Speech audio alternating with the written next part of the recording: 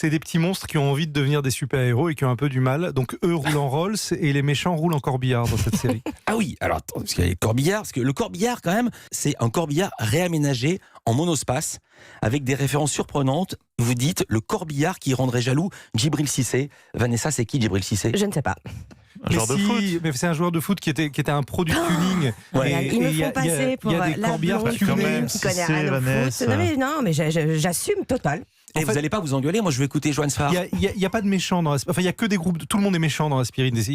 Mais ils ont des super bagnoles. Avec de la cajou, ils peuvent avoir des cocktails à l'intérieur du corbillard et tout. Donc c'est des groupes de super-héros, super-monstres qui ont des missions un peu foireuses.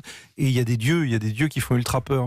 Alors on croise toutes sortes de personnages, il est question de Schtroumpf, de Toutankhamon, de punk. Est-ce qu'on peut tout raconter sans spoiler? Il faut s'arrêter à un moment donné.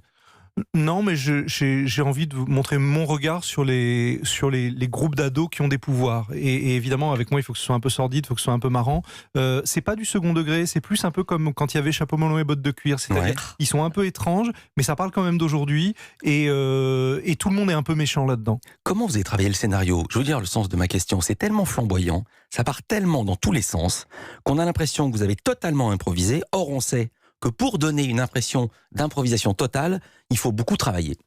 Oui, j'essaye de montrer les moments des récits de super-héros qu'on voit pas dans le film. C'est-à-dire la grande bagarre de la fin m'intéresse pas. Ce qui m'intéresse, c'est comment ils sont partis à la guerre, comment ils se sont disputés, comment pour se changer les idées, ils sont allés au supermarché.